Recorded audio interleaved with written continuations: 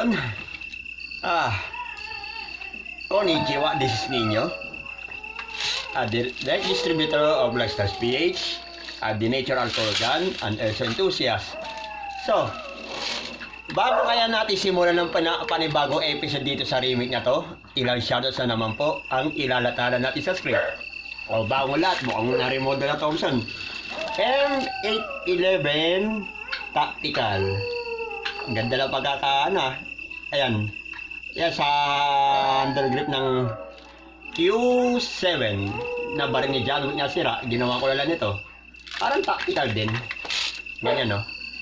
At syempre ang PDW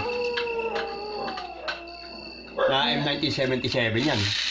Pero bibili pa ako isa nito, gagawin kong DMR rifle.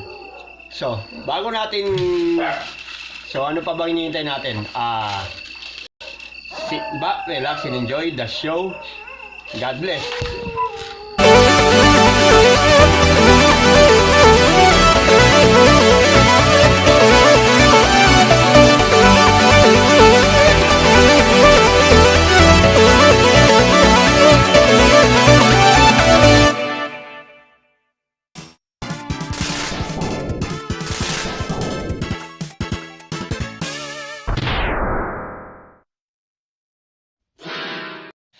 Now, we have already given a shoutout, so ano pa bang hinihintay natin? Christmas, simulan na natin ang panibagong episode dito sa Ninja Celebration Remake Season 1. So, on October 20 of Ninja Celebration Remake Season 1 known as Too Much Envy Kills. O yung ibig sabihin, ang sobrang inggit na nakamamatay. So yun nga. So bago natin simulan natin ang panibagong tapos dito sa remake, may talata ng Biblia po tayo na-share. So, ayon dito sa Tito, ayan, Tito 3, versikulo 3. Ito ang talata ng Biblia na talaga nagpapakita na about sa inggit. So ito, sapagkat tayo rin naman ng unang panahon ay mga mangmang, mga suwahil, mga nadaya na nagsisipaglingkod sa sarili-sariling masamang tita at kalayawan, na namumuhay sa masasamang akala at kapanaghilian, mga napupot at tayo nag-aaputan. So ibig sabihin nun, lahat ng mga bagay na nagmumula sa inggit, diyan nagsisimulang hindi pagkakaunawaan, lahat-lahat. Yung naiinggit mo sa mga achievements ng iba, at kung ano-ano pa mga bagay na talagang kinaiinggitan ng lahat. Kahit ako dito sa sanlibutan na to, kinaiinggitan ako ng mga yan, kasi multi-talented daw kasi ako. Diba? Sumang-ayon man sila o hindi, kahit magtuturo kayo na sangkatutak, nagluta tayo sa pisngi.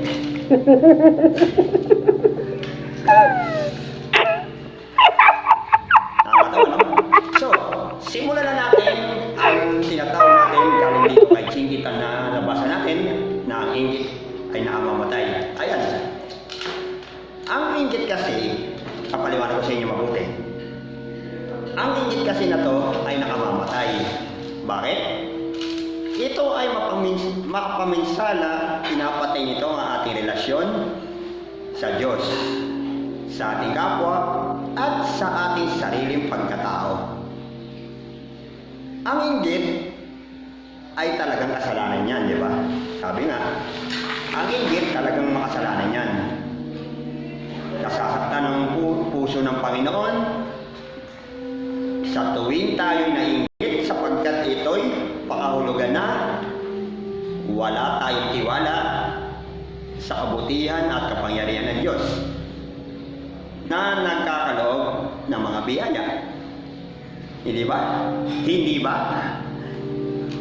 Hindi ba totoo? Puro yung mga naiinggit sa akin sa mga kagaya ng mga katulad ng mga sinasabing kada trabaho pus.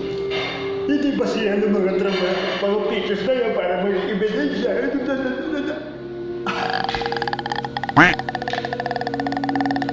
Gago ka. So, anong gusto mong palabasin? Ako lahat ang masama! Ikaw ang mabuti! Tama na. Tama na. Tingin. So, ibig sabihin sa ginagawa niya, yung ganyang klaseng mindset, talaga ayaw niya masapawan na dahil lamang dyan sa mga ganyang klaseng katuntuan na nangyayari dito sa mundong ilalim na to at sa lugar na pinagtatrabahuan ko. Ano, di ba? Totoo hindi? So, ibig sabihin pala, may mga ilan sa mga taga-sanlibutan nandito na naiingit sa akin sa mga accomplishments ko, yung mga trabaho, lahat-lahat. Tanda mo, hindi ako na parito sa workplace na to para maipagkompetensya sa inyo. Ang sa akin, ang turo na ating buting alkalde, magsilbi po tayo dito sa ating constituent na may ngiti. Kaso problema sa inyo, masisilbi nga lang na kayo para puros mga naangiwi. O siya, hindi na dapat na kailangan magtalunan pa kung sino yung naiingit dito. O siya. O teka, i-slow mo ko ha. Hindi na siguro kailangan natin pagtalunan kung sino yung mga naiingit dito. O siya. I know. Talaga ito mga to, ewan ko ba, sabi ko sa last time, mga pambasa joke time lang kayo sa mga vlogs ko dito. Yung mga naiingit sa akin ba? Di ba?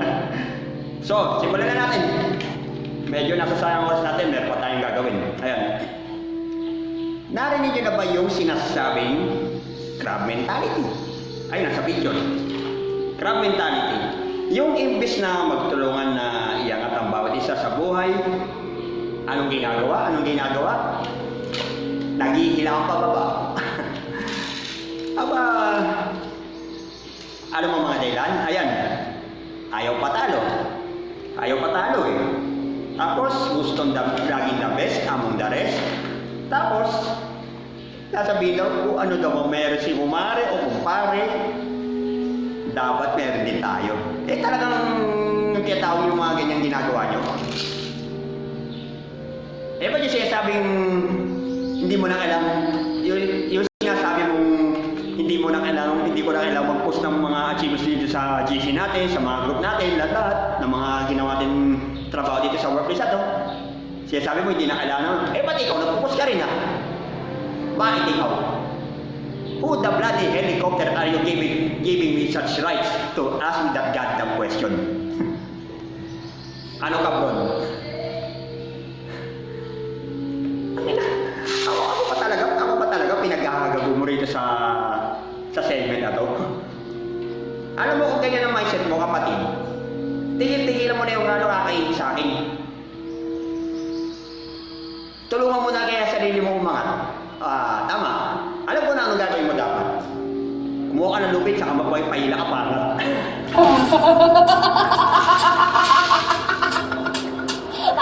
Yan. Sa ganyang klaseng linyahan, ganyan talaga mga linyahan ng iba pang mga madalas na agaramdam ng ingit sa kapwa.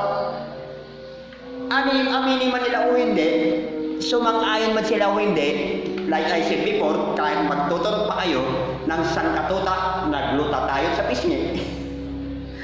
Di ba? Kaya ang ingit kasi hindi magandang gawin yan. Dahil nakakamatay yan, di ba? So, agreed? Good. Pero pwede naman natin tingnan muna natin ang ating mga sarili bago kumuna ng mali na iba. So yung sinasabi ko lagi sa inyo, yang muta mo na kasi yan, yang muta mo na yan talaga.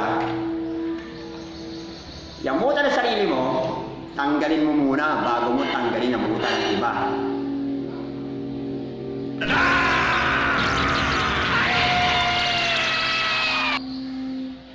Ganyan. mukha mo ang una mong tatanggalin bago yung dumi ng iba, dumi sa mukha ng iba. Baka nakakalimutan mo, baka tayo rin ay nakakaramdam din ng inggit. Minsan, hindi nga lang natin nakakalata. So ibig sabihin, hindi lang natin nakakalata na nakakagawa na pala tayo lahat ng pagkakamali dahil sa putaragis na inggit na yan, na kung ano-ano, musaw and so forth. Mga ugali nyo sa akin na binabanatan nyo, hindi lang mabanat nyo sa akin dito sa trabaho, puro silahis. Puta na, mga supot. Mga supot nga eh. Supot pa yung mga pinagbabanatan mo sa akin sa tiling sa patipalang na to, yung nagbabatanggal. Ano mo ko tutusin? Yung ingit na yan talaga, nakakamatay. Ayan. Inggit nakakamatay. Agreed? Good. So, ang tanong dito, how can we become aware of this precarious situation? Bakit? Paano natin magiging aware sa mga ganitong klase sitwasyon? Eto, kung ang tingin natin sa kapwa natin ay kakompetensya, isa-isa natin ang mga yan. Unahin natin ito. Kakompetensya sa ari-arian, sa kaibigan, sa pagkain, sa lahat ng bagay. Feeling na dapat laging lamang sa kanila. Hindi naman sila kahit na hindi naman sila nakikipagkompetensya. Ayan. Yan. Ganyan talaga kayo mga taga-sanlibutan kayo dito sa lugar na to. At kahit anong sabihin mo, ako, kagaya na sinabi ko, hindi ako nagtatrabaho dito para maipagkompetensya sa inyo. Gaya na sinabi ko, magtrabaho lang tayo na may ngiti. Hindi katulad yun, nagtatrabaho kayo, may ngiwi. Dahil sa matinding inggit na yan sa katawan nyo, kung ako sa'yo, tanggalin nyo na yan. There is no competition here in this job. And also remember that nothing is indispensable. And never forget how expendable you are. Tama ba ako, mali sila? Sumunod dito, may mga iba naman na pinanganak na mayaman, may mga iba naman na people person, at kaibigan. Totoo yun. Kaya karamihan dito, mas pinipili pa kung sino yung magiging sino yung magiging kapareha niya, lahat. Puros mga ubod ng Kaya may kasabihan, birds of the same feather came to roost of its own kind and flock together. Totoo yan. Ganyan-ganyan kayo mga pag-uugali nyo. Magsama-sama kayo, mga jablito buwang kayo, mga inggitero, mga linta, mga sipsip, sulsol, sumbong-sumbong. Hindi kayo bagay sa mundong ilalim na to. Kaya po ako sa inyo, bago nyo akong balatan na ganyan, tingnan mo, siguraduhin mo muna na ako ang kausap nyo. At tamasa na kayo ng kidlat bago nyo yung sirain ng buhay ko.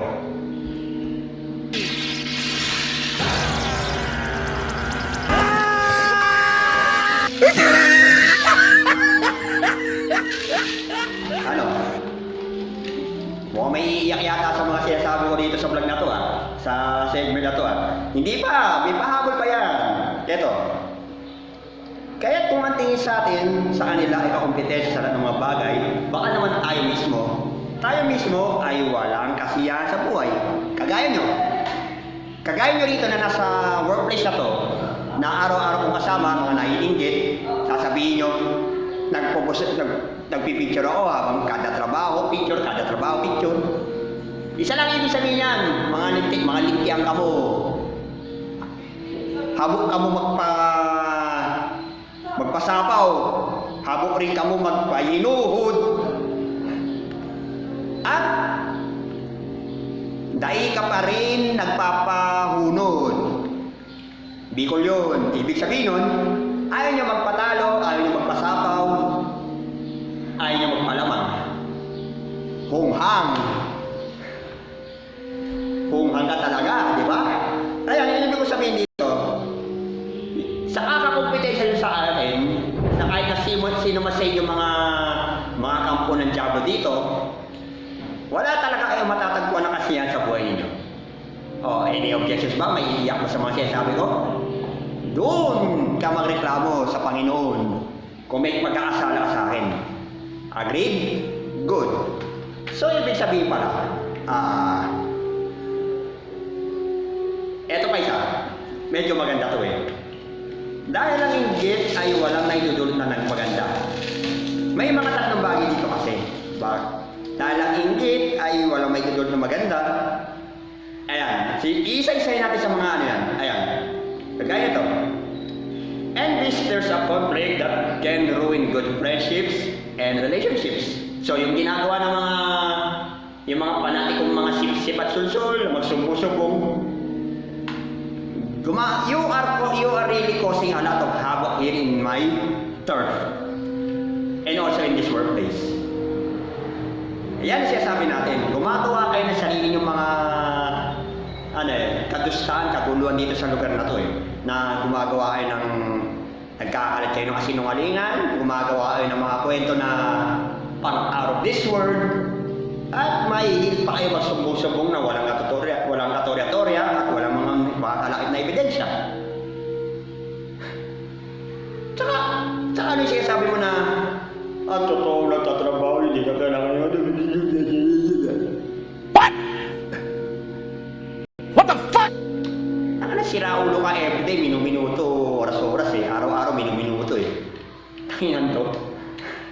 Wala sa loob mo. Wala sa loob mong manungayo sa akin ng ganyan. Eh, tingnan mo kayo sa sarili mo. Mukhang Tarsir at Tibawa na mukhang Eva na tara. Alam mo, sa ginagawa mo yan, magmumukha ka naman na ikaw nangamuning.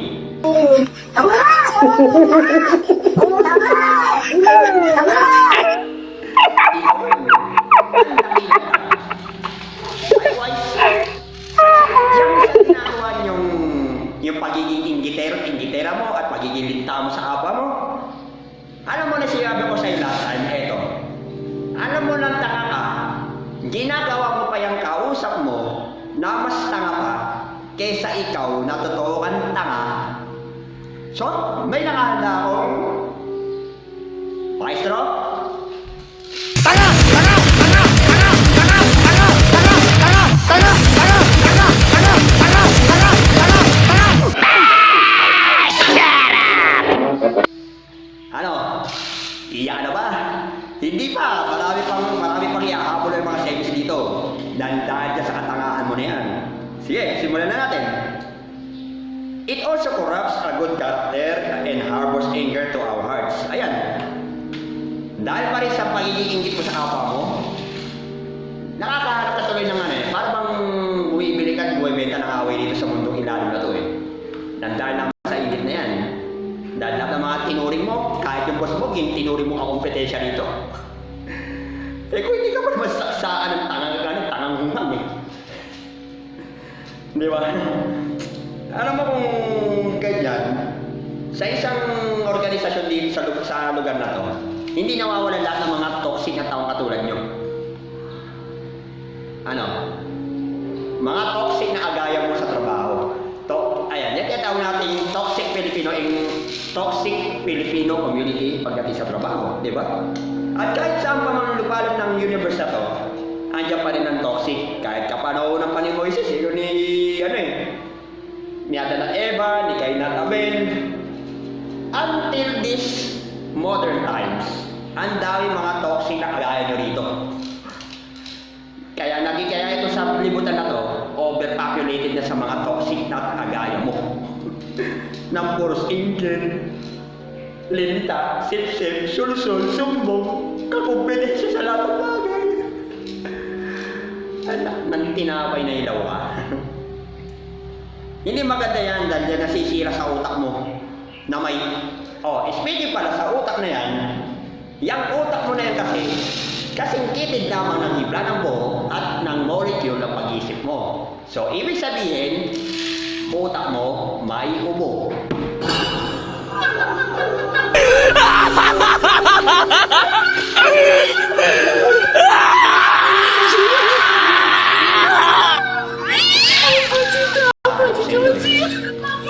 Ikaw, ginagawa mo sa akin. At pag ginagawa mo talaga na position namin, no? So, hindi pa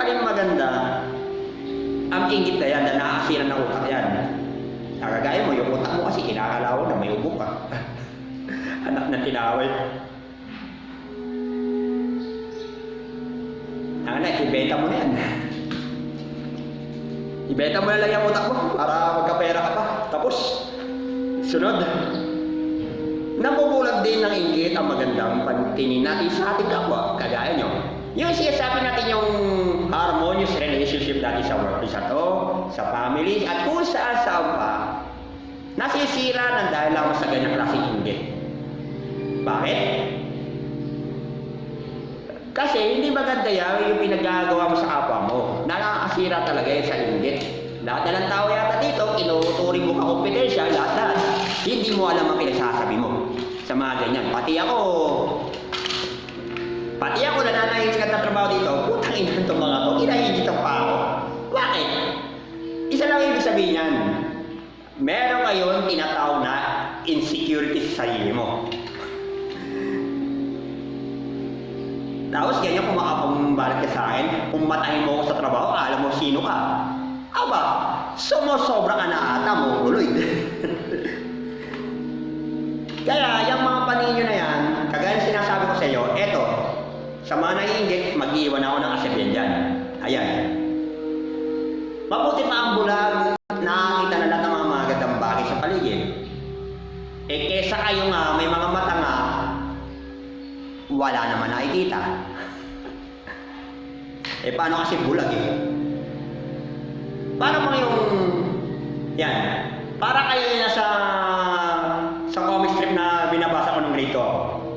Ayan ang title. Dalawang dagang bulag, sa kanila ay naglalagdag.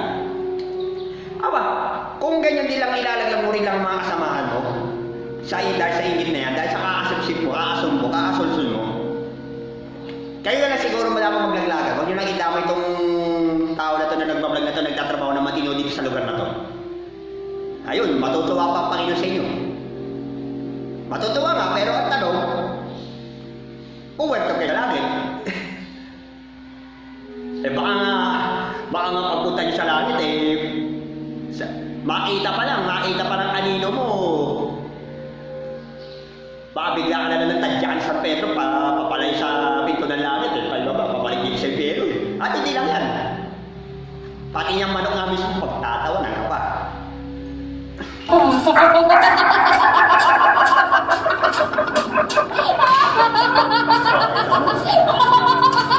Nakakatawang... Akala mo siguro lahat ng mga vlogs ko na to, puro patawa, pero mga naman yan. At... Yan ang... Tandaan. Ang inggit, nakamamatay. Kaya iwasan nyo na yan. Agreed? Good.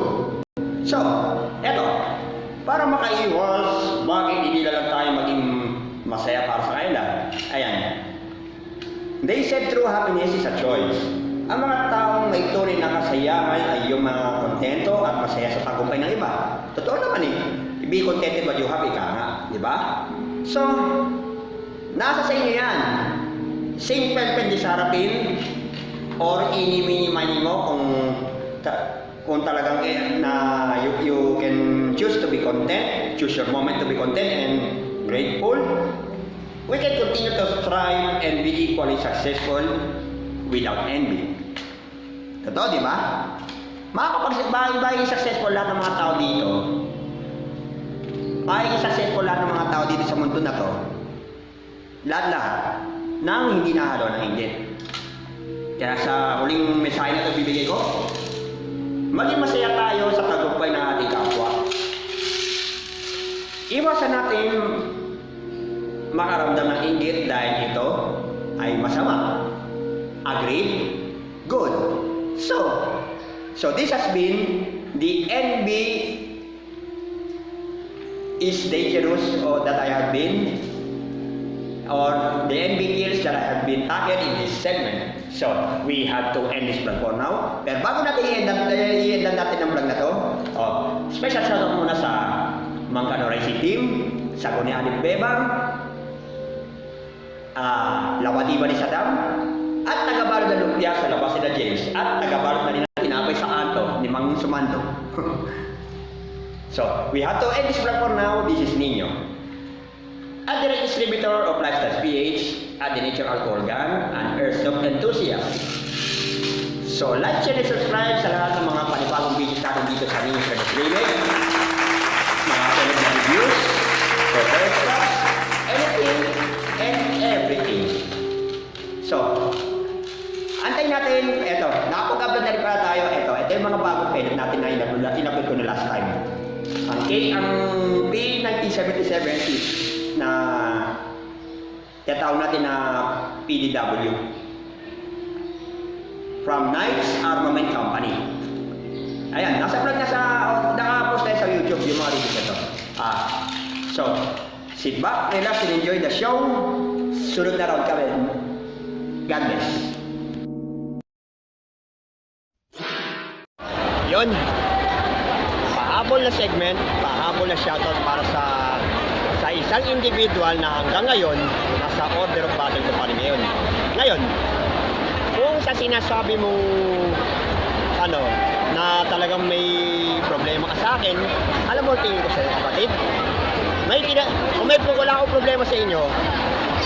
Wala akong problema sa inyo pagdating sa trabaho. Pero kayo may problema sa akin Isa lang ibig sabihin niya, nakakatawa kayo, nagiging insecure kayo dahil naiingit kayo.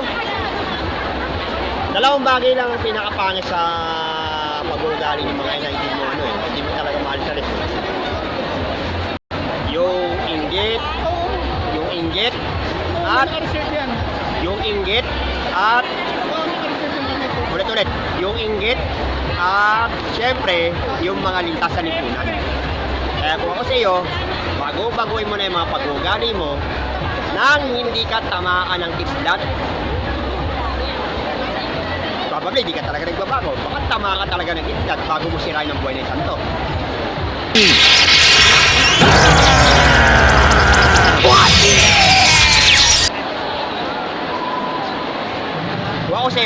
Kuha ko sa'yo kapatid. Utang mo muna, tanggalin mo bago mo utang ng iba. Okay, bye. Hindi ko rin napansin Dapat hindi ako naging manhid sa damdamin nyo. Hindi, okay lang sa amin.